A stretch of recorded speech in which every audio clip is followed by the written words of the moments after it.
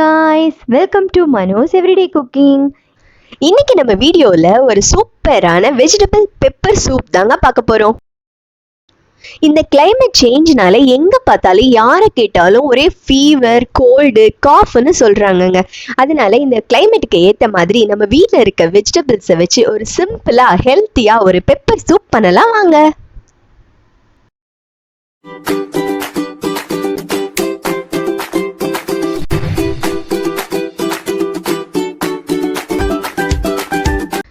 Soup செய்யறதுக்கு ஒரு திக் bottom உள்ள ஒரு பேன் எடுத்துக்கோங்க. பேன் நல்லா ஹீட் ஆன உடனே ஒரு 2 டேபிள் ஸ்பூன் ஆயில் விட்டுக்கோங்க.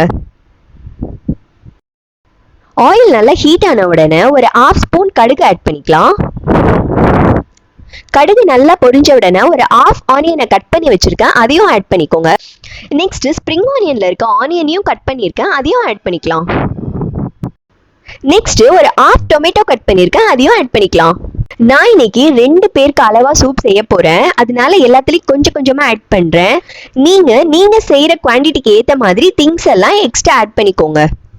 சூப் செய்யறதுக்கு நான் கொஞ்சம் கேரட், பீன்ஸ், கோஸ், கொஞ்சம் மஷ்ரூம்ஸ் எடுத்திருக்கேன். இது எல்லாத்தையும் பேன்ல ஆட் பண்ணிக்கலாம். நெக்ஸ்ட் வெஜிடபிள்ஸ்க்கு தேவையான சால்ட் ஆட் பண்ணிக்கலாம். எல்லாத்தையும் நல்லா மிக்ஸ் பண்ணி விட்டுக்கோங்க. ஒரு 1/4 ஸ்பூன் சில்லி பவுடர் ஆட் பண்ணிக்கோங்க.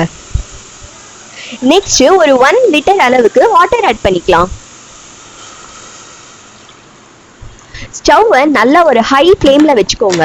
வாட்டர் நல்லா பாயில் ஆகணும். எல்லாத்தையும் நல்லா மிக்ஸ் பண்ணி விட்டுக்கோங்க.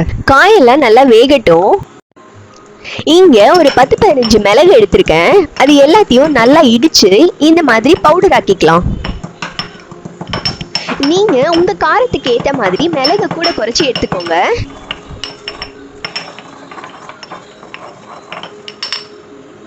நம்ம ஆட் பண்ண வெஜிடபிள்ஸ் வாட்டர்ல நல்ல பாயில் ஆயிட்டு இருக்கு. இந்த ஸ்டேஜ்ல நம்ம இடிச்சு வச்சிருக்க பெப்பர் ஆட் பண்ணிக்கலாம். பெப்பர் போட்டதே தெரியல, அந்த அளவுக்கு வாட்டர் பாயில் ஆயிட்டு இருக்கு. இப்போ காயெல்லாம் நல்லா வெந்துடுச்சு. இந்த ஸ்டேஜ்ல ஒரு 1 ஸ்பூன் கார்ன்ஃபிளவர் ஆட் பண்ணிக்கோங்க. இந்த கார்ன்ஃபிளவர் தான் நம்ம சூப்புக்கு ஒரு திக் கன்சிஸ்டன்சி கொடுக்கும். வாட்டர் நல்ல ஹீட்டா இருக்கனால கார்ன்ஃபிளவர் ஈஸியா மிக்ஸ் ஆயிடும். இங்க பாருங்க, காயெல்லாம் நல்லா வெந்துடுச்சு. நெக்ஸ்ட் ஒரு 2-3 டிராப்ஸ் சோயா சாஸ் ஆட் பண்ணிக்கலாம். சோயா சாஸ் எப்பவுமே சூப்ஸ்க்கெல்லாம் நல்ல ஃப்ளேவரும் கலரும் கொடுக்கும். இங்க பாருங்க, நம்ம சூப் சூப்பரா ரெடி ஆயிடுச்சு. இப்போ அடுப்பை சிம்ல வச்சிடுங்க. இப்போ ஒரு பவுல்ல ஒரு முட்டையை உடைச்சு ஊத்திக்கோங்க.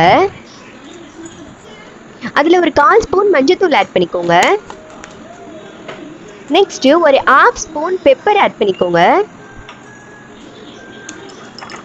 இதை நல்லா மிக்ஸ் பண்ணிக்கோங்க.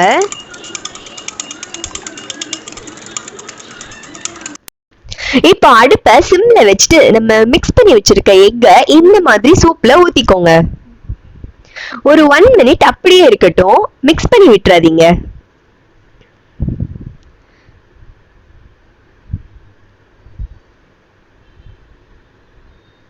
இப்போ இந்த வாட்டர் ஹீட்லயே எக் எவ்வளவு நல்லா வெந்துருச்சு பாருங்க.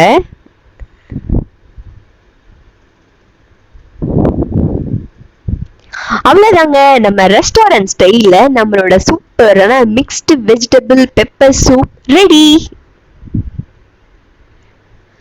நீங்க வெஜிடேரியனா இருந்தா இந்த எக் மட்டும் ஸ்கிப் பண்ணிக்கோங்க.